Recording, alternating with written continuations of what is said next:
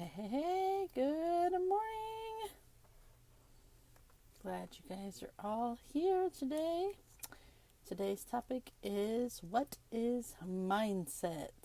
But first things first, if you're watching on social media, leave me a comment. If you're watching on YouTube, hit the subscribe button, the notification bell, leave a comment, and share it with somebody that needs to hear this message. All right, what is mindset? And I'm going to give you a very loose definition of it. It's how you feel, you think, and you believe. So I'll let it sink in for a moment. It's how you feel, you think, and you believe. So let's all go back to our childhood, where our mindset was probably established by our parents or the people that raised us. So how we think, feel, and believe. And I'm going to start out with an example of when we were kids, how we were taught to think about. Oh, I'm going to go for a good one right off the bat. We were always told to not talk about religion, politics, and money. And we grew, for my generation at least, you grew up not talking about religion, politics, or money. Guess what we don't know how to do very well?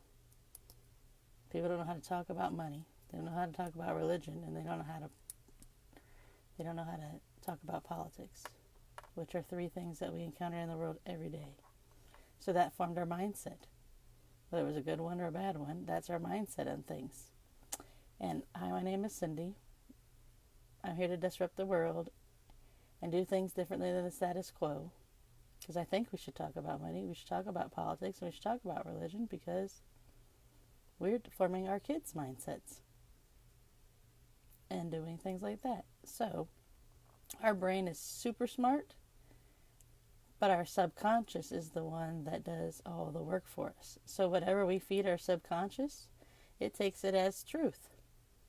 So, for example, I always used to joke, I'm a 6'6" supermodel. If I said that enough times, my body would try to find a way to make me into a 6'6" supermodel. I know that's extreme, but it is. You could say you're a jelly-filled donut, and your body would eventually do that. You know where else this comes into? I don't like my body. I'm fat. I'm things like that. That your subconscious runs wild with that, which is part of your mindset. You're programming it to think that's that. And I'm letting you know we're going to stop that today. We're going to fill our mind with only the good things. I love myself. I'm smart. I'm strong. I can do anything. And I believe in myself.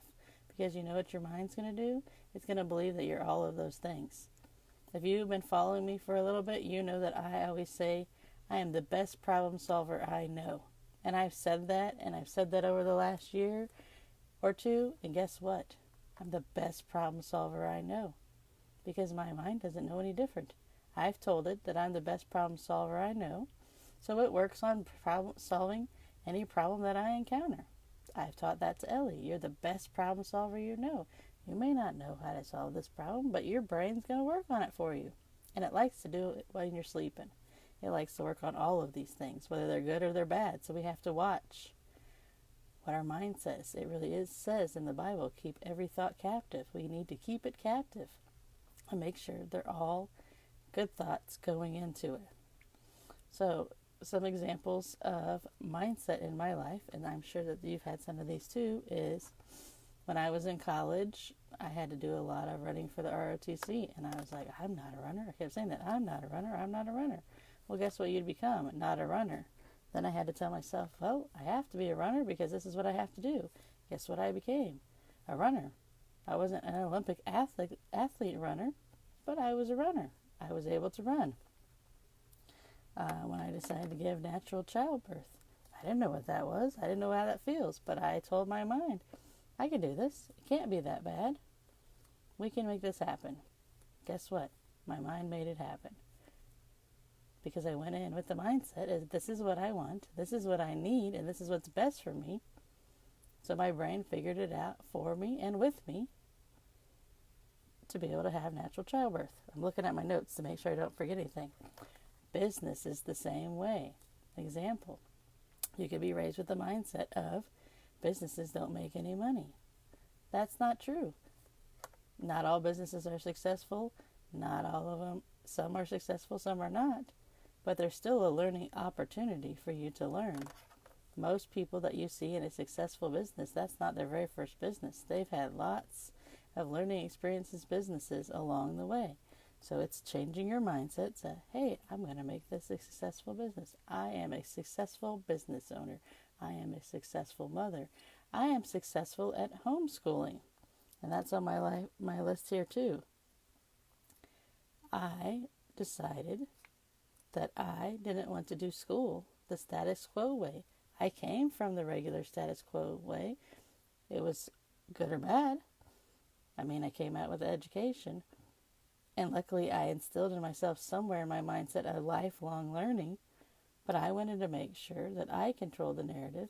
So we journeyed on homeschool, where you get to set your mindset. You get to work on mindset. I go into public school sometimes and I see on the wall, growth mindset versus fixed mindset. And I was like, that's great that they're learning that, but they're not spending 5, 6, 7 hours learning about their mindset.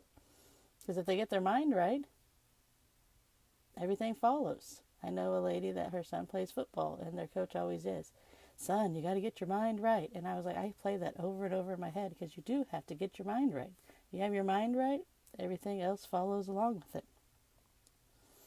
All right, I think I got everything on my list that I wanted to talk about today. So come hang out with some awesome moms that are teaching their kids about mindset.